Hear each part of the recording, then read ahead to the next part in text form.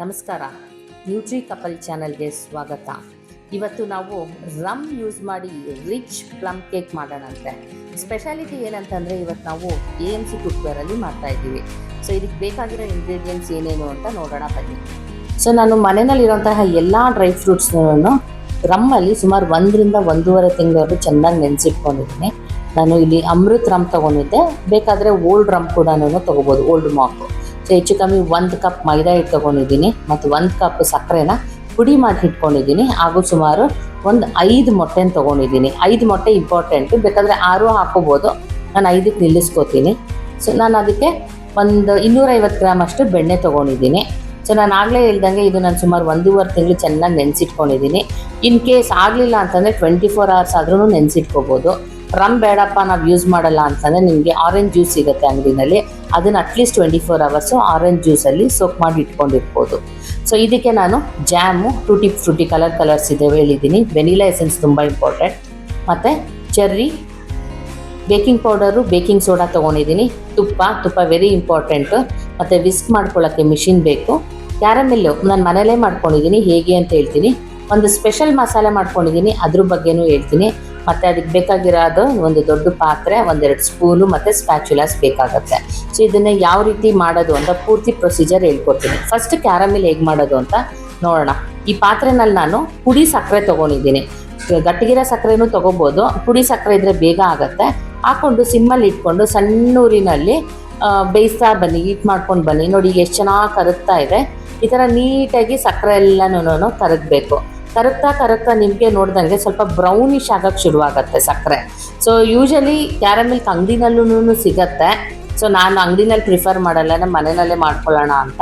So ನೋಡಿ ಈಗ ಈ ಥರ ಬ್ರೌನಿಶ್ ಆದಾಗ ಸ್ವಲ್ಪ ಎಲ್ಲ ಶೀತ ಬರುತ್ತೆ, ತಳ ಕಚ್ಕೊಳ್ತಾ ಬರುತ್ತೆ. ಆ ಟೈಮಲ್ಲಿ ನಾವು ಇದನ್ನು ಆಫ್ ಮಾಡಿಕೊಂಡು ನಾನು ಒಂದು 1/4 ಲೋಟ ನೀರು ಹಾಕ್ಕೊಂಡು ಅದನ್ನು ಡೈಲ್ಯೂಟ್ ಮಾಡ್ಕೊಂಡಿದ್ದೀನಿ.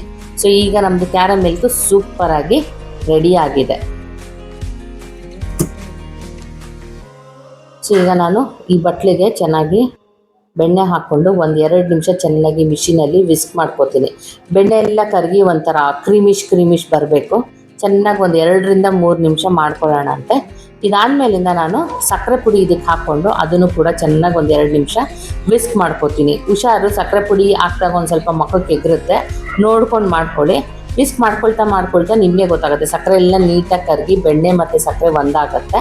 ಸೊ ಇದೆಲ್ಲ ನೀಟಾಗಿ ವಿಸ್ಕ್ ಮಾಡ್ಕೊಳ್ಳೋಣ. ಇದಾದಮೇಲೆ ನಾನು ಒಂದು 5 ಮೊಟ್ಟೆ ಏನು ಇಟ್ಕೊಂಡಿದ್ನಲ್ಲ ಅದನ್ನು ಹಾಕ್ಕೊಳ್ತೀನಿ.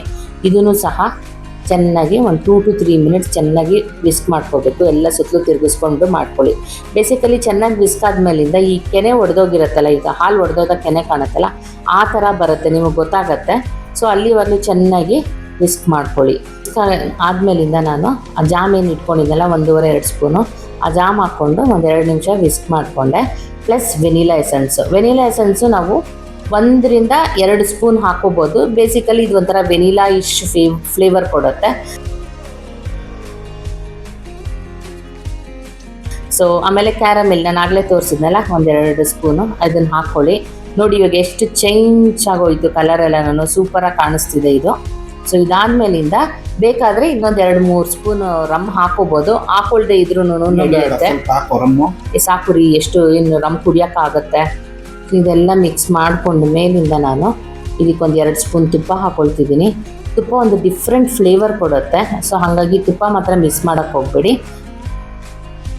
ಸೊ ನಾನು ಬೇಕಿಂಗ್ ಪೌಡರು, ಬೇಕಿಂಗ್ ಸೋಡಾ ಮತ್ತು ನಾನು ಏನು ಮಸಾಲೆ ಮಾಡ್ಕೊಂಡಿದ್ದೆನಲ್ಲ ಅದು ಪೂರ್ತಿ ಮೈದಾಗೆ ಹಾಕ್ಕೊಂಡು ಸ್ವಲ್ಪ ಕಲಿಸ್ಕೊಂಡು ಈಗ ಇದಕ್ಕೆ ಮಿಕ್ಸ್ ಮಾಡಿಕೊಂಡು ಚೆನ್ನಾಗಿ ಇದನ್ನು ಈಗ ವಿಸ್ಕ್ ಮಾಡಬಾರ್ದು. ಒಂದು ಸ್ಪ್ಯಾಚುಲ ತೊಗೊಂಡು ರೌಂಡ್ ಕಟ್ ಈ ಆಪ್ಷನಲ್ಲಿ ಮಾಡ್ಕೊಂಡು ಬರಬೇಕು. ಸೊ ಚೆನ್ನಾಗಿ ಮಾಡಿದಷ್ಟು ಈ ಥರ ಕ್ರೀಮ್ ಬರುತ್ತೆ.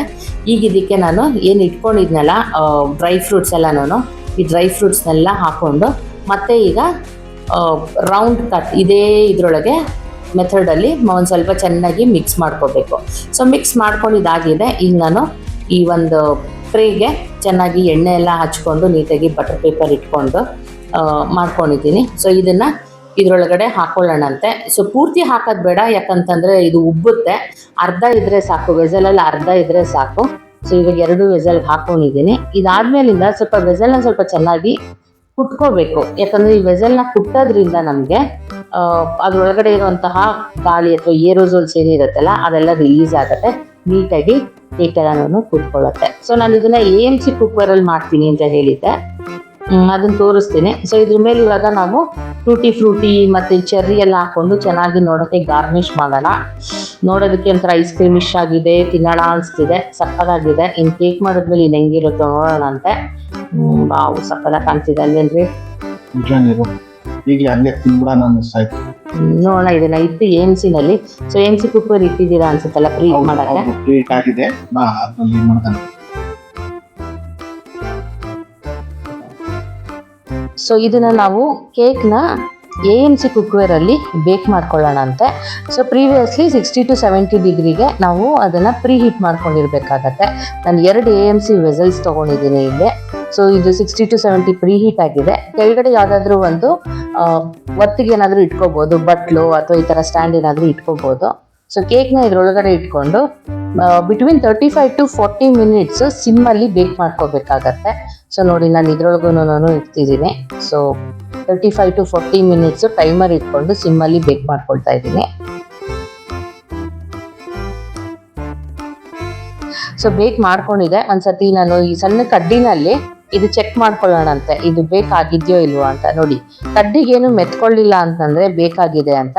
ಅಕಸ್ಮಾತ್ ಏನಾದರೂ ಸ್ವಲ್ಪ ಅಂಟಂಟು ಏನಾದರೂ ಇತ್ತು ಅಂತಂದ್ರೆ ಇನ್ನೊಂದು 5 ನಿಮಿಷ ಬೇಕ್ ಮಾಡ್ಕೊಳ್ಳೋಣಂತೆ. ಸೊ ನನ್ನ ಕಡ್ಡಿಗಂತೂ ಏನು ಎರಡು ಅಂಟ್ಕೊಂಡಿಲ್ಲ, ಇದು ಬೇಕಾಗಿದೆ ಫುಲ್ಲು. ನಾನು ಆಫ್ ಮಾಡಿಕೊಂಡು ಇದನ್ನ ತೆಗೆದು 1 hour ಆಚೆ ಕಡೆ ಹಾಗೆ ತಣ್ಣಗಾಗಕ್ಕೆ ಬಿಡ್ತೀನಿ. ನೋಡಿ ಇಷ್ಟು ಸ್ಪಾಂಜಿಯಾಗಿದೆ, ಪೂರ್ತಿ ತಣ್ಣಗೂ ಆಗಿದೆ. ಇದನ್ನ ಇವಾಗ ನೀಟಾಗಿ ಸೈಡಿಂದ ಎಲ್ಲ ನಾನು ಅದನ್ನ ತಕ್ಕೊಂಡು ಹೆಂಗಿದೆ ಈ ಕೇಕು ಅಂತ ನೋಡೋಣ ಅಂತ. ತುಂಬಾ ಚೆನ್ನಾಗಿ ಬರ್ತಾ ಇದೆ ನೀರು. Nice, very nice. So wow, smell ಎಷ್ಟು ಚೆನ್ನಾಗಿದೆ ಅಲ್ಲ? ಹೌದು, ನೀರು ತುಂಬಾ ಚೆನ್ನಾಗಿ ಬಂದಿದೆ. ನೋಡಿ ಎಲ್ಲ ನಮ್ಮ ಚೆರ್ರಿ ಎಲ್ಲ ಮೇಲ್ಗಡೆ ಹಾಕಿದ್ದೆಲ್ಲನೂ ಕೆಳಗಡೆ ಏನಕ್ಕೆ ಹಂಗೆ ಕೆಳಗೆ ಬರುತ್ತೆ? ಅದು ವೆಯ್ಟ್ ಇರುತ್ತಲ್ಲ, ಬೇಕಾಗ್ತಾ ಆಗ್ತಾ ಕೆಳಗಡೆ ಹೋಗುತ್ತೆ. ಎಷ್ಟು ಸ್ಪಾಂಜ್ ಆಗಿ ಬರ್ತಾ ಇದೆ. ಹೌದು, ಎಷ್ಟು ಸ್ಪಾಂಜಿ ಆಗಿದೆ. ಇಷ್ಟು ಸ್ಪಾಂಜ್ ಆಗಿ ಬರುತ್ತೆ ಅಂತ ಅನ್ಕೊಂಡಿರ್ಲಿಲ್ಲ. ನೋಡೋಣ. Yes, so happy birthday, happy cake day ಇವತ್ತು ನಮ್ಮ ಮನೆಯಲ್ಲಿ. Thank you so much. Cake ಕಟ್ಟಾಯ್ತು ನೋಡಿ. ಫಸ್ಟ್ ತಿನ್ಬೇಕು, ನೋಡೋಣ ಹೆಂಗಾಗಿದೆ ಅಂದ್ಬಿಟ್ಟು. ಎಸ್, ನೋಡಿ ಎಲ್ಲ ಕೆಳಗಡೆ ಎಲ್ಲ ದ್ರಾಕ್ಷಿ ಇದು ಎಲ್ಲ ಬಂದಿದೆ ನೋಡಿ ಎಷ್ಟು. ಈ ಕೇಕ್ ಅಲ್ಲಿ ಏನ್ ನ್ಯೂಟ್ರಿಷನ್ ಇದೆ ಅಂತ ಹೇಳ್ತೀಯಾ? ನ್ಯೂಟ್ರಿಷನ್ ಆಸ್ಪೆಕ್ಟ್ ಏನಿಲ್ಲ, ಬಟ್ ಹವೆವರ್ ನಾವು ಈಗ ಎಲ್ಲ ಮಕ್ಳಿಗೂ ಕೇಕ್ ಇಷ್ಟ, ಬರ್ತ್ಡೇಗೆ ಆನಿವರ್ಸರಿಗೆ ಎಲ್ಲ ನಾವು ಕೇಕ್ ಮಾಡಬೇಕು ಅನ್ಕೋತೀವಿ. ವೆರಿ ಸ್ಪೆಷಲಿ ಕ್ರಿಸ್ಮಸ್ಗೆ ಪ್ಲಮ್ ಕೇಕ್ ಹೊರಗಡೆ ಯಾರೋ ಮಾಡಿರೋದು, ಅದು ಹೆಂಗ್ ಮಾಡಿರ್ತಾರೋ, ಹೈಜೀನ್ ಇರುತ್ತೋ ಇಲ್ವೋ ಆ ಥರ ಒಂದು ಡೌಟ್ಫುಲ್ ಇಟ್ಕೊಂಡು ತಗೊಳ್ಳೋದಿಕ್ಕೆ ಅಂತ ನಾವೇ ಮನೆಯಲ್ಲಿ ಎಲ್ಲ ಇಂಗ್ರೀಡಿಯೆಂಟ್ಸ್ ಹಾಕಿ ಹೈಜೀನಿಕ್ ಆಗಿ ಮಾಡೋದು ಒಳ್ಳೇದಲ್ವಾ? ಹೌದು. ಮುಂದಿನ ಸಂಚಿಕೆಯಲ್ಲಿ ಮತ್ತೆ ಭೇಟಿಯಾಗೋಣ. ಅಲ್ಲಿಯ ತನಕ ನಿಮ್ಮ ಪ್ರೀತಿಯ ನ್ಯೂಟ್ರಿ ಕಪ್. ನಮಸ್ಕಾರ.